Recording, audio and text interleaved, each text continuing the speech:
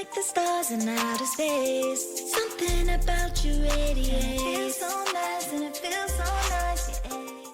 Welcome to the Starlet Success Podcast. I am your host, Jessica Gaines. Today, I wasn't even planning on recording this episode. I was planning on recording something totally different, but I felt inspired to talk about this topic today. We spend so much of our lives, of our energy, of our time trying to impress other people, trying to get everyone else's approval, trying to be good enough for everyone else. And that could be anyone from, your parents, other family members, your friends, your network that you hang out in. It could be your boss, coworkers. It could even be total strangers. It could be people on the internet. I feel like social media is like this highlight reel now. People only post the most amazing memories, the most amazing photos. And some of it, you don't even know if it's real. It's not necessarily the true version of who they are. It's the version of themselves that they think will be most accepted or most admired. So today I want to talk about the only two people that you should even consider or worry about impressing. And that is this idea of your 8-year-old self and your 80-year-old self. And I've heard this on other podcasts, I've read it in articles, and it's something that I felt that more people needed to hear. I don't think people really consider these versions of themselves when they're seeking approval. I don't think it was something that I ever thought of. I mean, more recently, within the last few years, I don't think that people really ever consider getting their own approval, especially like different versions of themselves. It's always external, it's always other people's opinions. And I think most people have a desire to fit in. They want to be liked. They want people to look up to them. They want to feel like they're doing something right. I don't necessarily think that there's anything wrong with wanting like a sense of belonging. I think that is natural. I think people want like a sense of community and a sense of connection. And usually to do that, you need to create and maintain positive relationships with other people. But because of that, I think sometimes we feel like we need to conform to what those other people consider acceptable or consider normal. And that can be in the way that you behave, maybe the different activities that you might be a part of or involved in, the way you dress, what you believe in, or maybe it's like a certain level of status. We want to belong. We want to feel like we're part of the group. No one wants to feel rejected. We don't want to feel criticized. We want other people to approve of us. But as a result of this, we tend to think success is about what other people see or the way that we are perceived by other people instead of how we feel about ourselves, instead of our own happiness or our own fulfillment. We care more about how we appear, about how other people will react to what we're doing or how we're being or what we're saying or what we're wearing. Think about all the movies you've seen, where someone is going to college for something that they really don't love, or it's a career their parents wanted them to pursue, or maybe I know this is a common one, especially in Christmas movies, because I love Christmas movies, where the parents have like this family farm or like market of some sort, and they want their child to take it over. That's their dream. The parent wants the child to continue that legacy.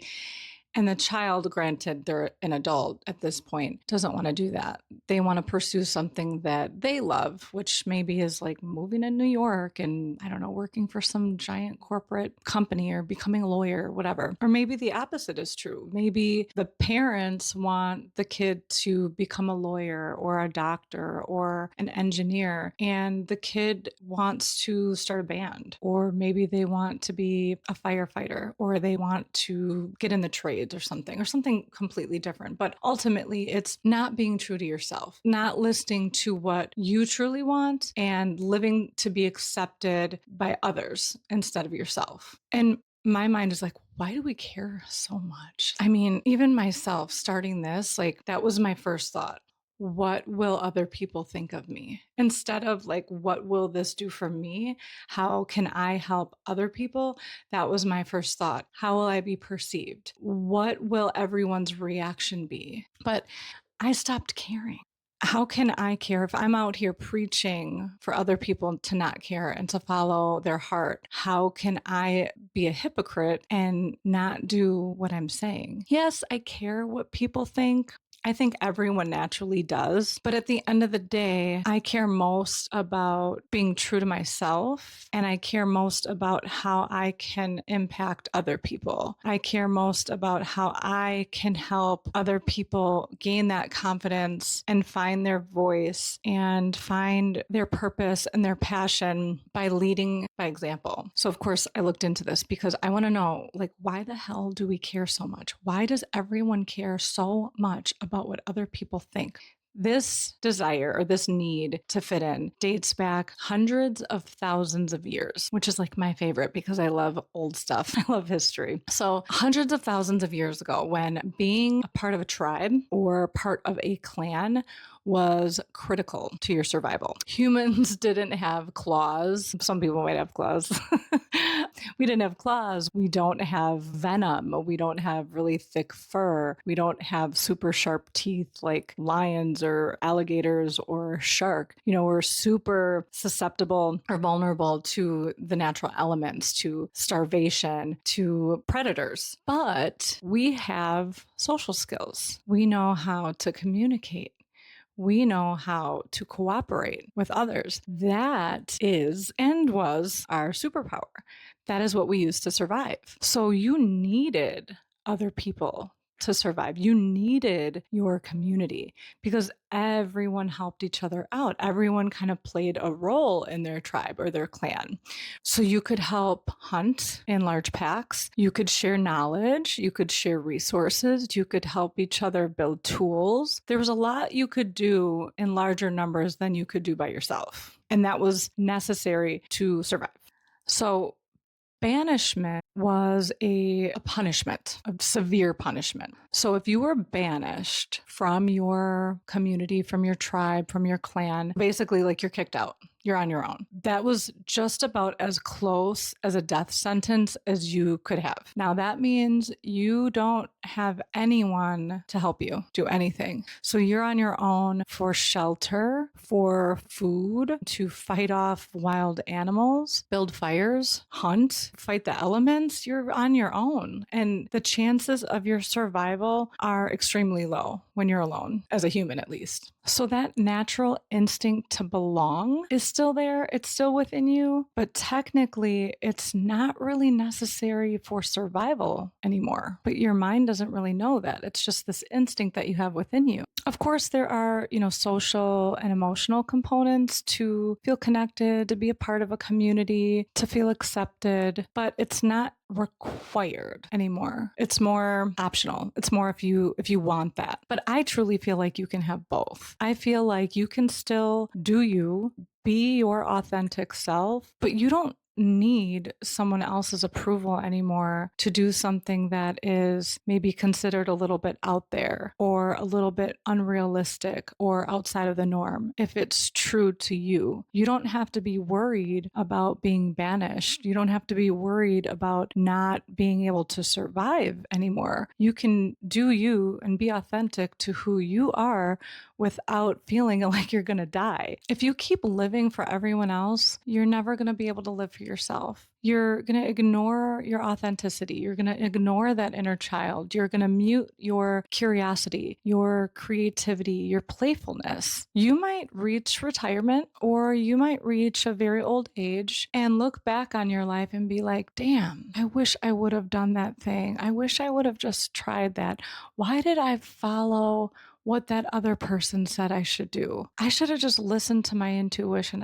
I knew I was right. I should have listened to my gut. Or I just wish I would have done something that would have made me happier or felt more alive or felt more fulfilled. I wish I would have at least just tried. So maybe you lived a life that looked good on paper and maybe it looked good on the outside, maybe to everyone else, but deep down you felt empty. So I was trying to think of a way that I could help visualize this. And I was looking up different plants because I looked at the way a plant lives in like a pot in someone else's home. My mom and my cousin and some of my friends are like really into plants. And you're taking this thing that is meant to live outside. And I suppose we can think about like exotic pets and stuff like that too, but a plant works for this. And I found this plant called Bird of Paradise. So it's this really beautiful plant. So now think of yourself as you're this plant and you are living for everyone else's approval or admiration. So you're like on display. So you are this plant and you're in a pot. And maybe you're in someone's house, or maybe you're in like a hotel lobby or like a mall or something. So everyone's walking by and they're like, oh, look at that plant. That's so pretty. Oh, I would love to have that plant, right? Everyone's looking at you and you're so beautiful and you're admired, but you're stuck in this pot. You're stuck in this mall. You're stuck in this house or this lobby or wherever you're stuck in. And you're confined to that space because you're conforming to what everyone else wants. You're being decorative. You're bringing everyone else pleasure and comfort by you being on display. But because you're in this pot, you're only going to grow maybe like 3 to 8 feet tall. You're rarely going to bloom because you're indoors. You're not living in your natural environment. Your roots are only going to go as deep as the pot that you're planted in. And then on top of that, because you're in a pot inside, not in your natural environment, you are much more likely to attract insects or pests. Ew. Now, if you are that same plant, but you are in the wild, you're in your natural environment, you are going to grow 20 to 30 feet tall versus 3 to 8 feet tall. You're going to flower regularly because you are in all of the natural elements and everything that your roots need. And then on top of it, your roots, instead of only getting as deep as that pot, your roots are going to grow so deep and so expansive that you can't be near any kind of like buildings or concrete because you will tear it up. So this is my favorite part. So because you're in the wild, you're in your natural environment, you aren't restricted to this pot. You're just doing you. You're just being who you are meant to be. Now you're going to grow so big, so tall. Your roots are going to be so deep. You're going to be flowering regularly. Now birds are going to feed off of your nectar because now you're flowering regularly. Monkeys are going to feed off of your flowers and the seeds. So now you are providing resources to other living things. You are like this active part of the ecosystem. So you're being authentic to yourself is now helping other living things around you. That's what is so powerful about being in your own authenticity. Being you will help others be them. You are going to be like this shining light for others to kind of feed off of. You're going to have like this energy, this like unstoppable force that other people just feed off of because they can feel it. And even if you do try to please everyone else, even if you do try to live up to everyone else's expectations, I don't care what you do, you can't please everyone. You are always going to have someone that has something to say, someone's going to hate on you, someone is always going to disapprove of whatever it is that you're doing or think that you should be doing it a different way or maybe think you shouldn't be doing it at all. And if you're constantly placing your self-worth on how other people view you, you're placing that externally from yourself. So you are depending on external people, circumstances for your own happiness and your own fulfillment and your own self-worth. The problem with that is that by placing this value externally, that can be taken away at any time. You have no control over that. So even if you're pleasing someone, if that person disappears, now what? Or what if they change their mind about what you're doing? They don't like it anymore. Now what? Do you just change what you're doing? But your 8-year-old self and your 80-year-old self, they're not going anywhere. That child that you once were always lives inside of you. And that older person that you will be someday, they're waiting for you. So instead of living for everyone else, Live for the versions of yourself that you would care most about impressing. Think about meeting your younger self. Think about that 8-year-old version of yourself. Maybe you were really curious. Maybe you were really playful. Maybe you had this really wild imagination. You were probably full of hopes and dreams and possibility. You probably believed that you had your whole life ahead of you. That 8-year-old version of yourself, they have no idea of all the challenges you're going to face. They don't even think that anything is impossible. They think they can do anything. They don't even really understand what being unrealistic means yet. They're just this little kid. They don't get it. They haven't even really been exposed to society's programming yet. Maybe a little bit, but it hasn't really sunk in yet. If you got to meet them, what do you think would make them proud? Could you show them that you stayed playful, that you stayed curious, that you followed your dreams, that you didn't let anyone else get in the way? How could you give them hope or help them be excited about their future? What would you inspire them with? What advice would you give them that would help them achieve everything that they're capable of? I just think of myself like, if I could meet my 8-year-old self, oh my God, I would tell her this, I would tell her that, I would tell her, don't do this, make sure you do that, don't ever give up on this, make sure you stay with that. I wish, but I still consider that 8-year-old self inside of me. If I know she's in there and I want to make her proud, I'm going to show her that we didn't give up. We didn't give up on our dreams. We may not have known what they were for a very long time, but we didn't give up on them and we're pursuing them now. Now, what if you could see your 80-year-old self or meet your 80-year-old self? All the wisdom, all the experience, all the life lessons that they had to go through to get to where they are now, they've learned what truly matters. They've learned what was really important in life.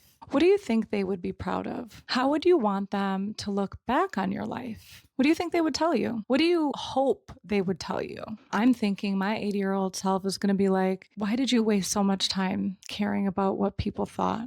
Maybe they would say, be bold, be brave, take risks, take chances, believe in yourself. Don't waste time worrying about everyone else and what they think. Don't worry about failing. Worry about never even trying. And my big thing is collect experiences, not regrets. The only real approval that matters is these 2 phases of your life. I think it's funny because this is something I've always done. I never really considered like the 8-year-old version of myself, but I often think about the 80-year-old version of myself. And I think it's because I picture my grandma at 85. That's the age that she was when she passed. And I'm like, man, if I was 85, looking back on this moment now, and I'm 43 now, that is like another lifetime.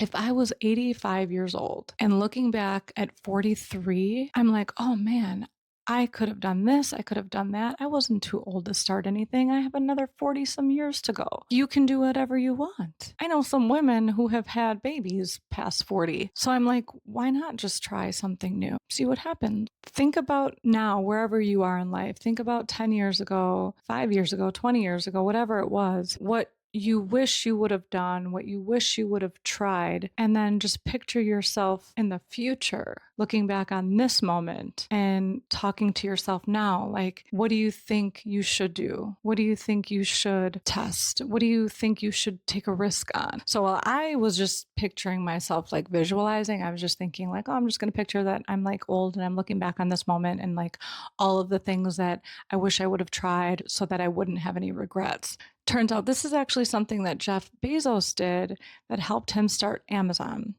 And he called it the regret minimization framework. And it's basically doing exactly what I'm saying. So you're projecting yourself to a future age and then considering whether or not you would regret making the decision now or taking action on something now. So you're pretending you're 80, looking back on this moment, like, should I do that thing or not? Will I regret not doing it? This helped him start Amazon because instead of focusing on like the short-term fear or the short-term effects, you're focusing more on the long-term effects. You're essentially positioning your decisions now based on potential future regrets later. obviously on things that you didn't try or didn't accomplish. If you focus on actions that you'd be most likely to regret, it helps you make bolder decisions. It helps you take quicker action. You make choices that are aligned with your values and with your long-term goals. And really all it is,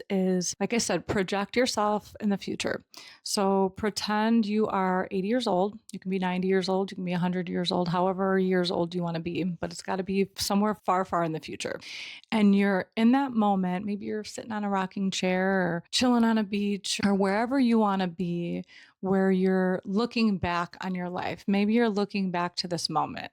And you're asking yourself about any potential regrets that you might have in this future scenario. So you want to ask yourself, will I regret not having done this or not having even tried this, whatever it is? And think about what you're contemplating and decide which one would lead to the least regret later on. And then you have to act. So if the answer is, if you're in that future scenario, you're 80 or 90 years old and you're looking back and you're like, will I regret not having done this or not having tried this? If the answer is yes, I will regret it, then that means you need to take action now. You need to move a step forward in that direction. The reason that this works is it moves you past that initial immediate discomfort and feeling like, oh, it's so scary. I don't know if I can do this, to projecting yourself out way in the future and knowing that this was a regret of yours. So it makes you want to take that action now because you know what truly matters. And then it highlights the things that you haven't done that maybe you're just thinking about, which are the things that most people tend to regret later in life, the things that they haven't done, or the way they spent their time, or whatever it is.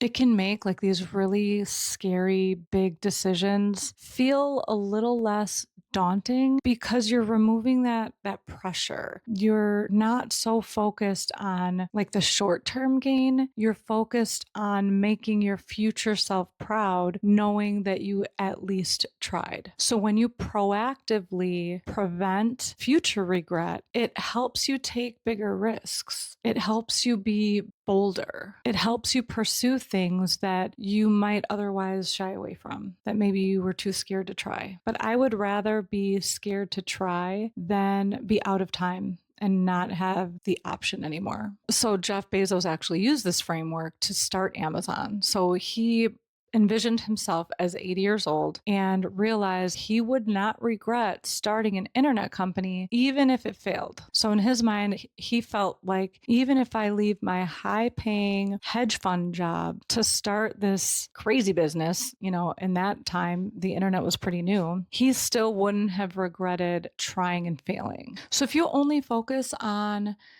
these two versions of yourself and impressing them, you're going to stop looking outside for validation. You're going to live in alignment with what's true for you, what you want, your biggest and wildest dreams. You're going to make choices that you're proud of now and later. And you're going to stop being scared to try things because your child self and your old lady self or your old person self values courage over perfection. Okay, so what do?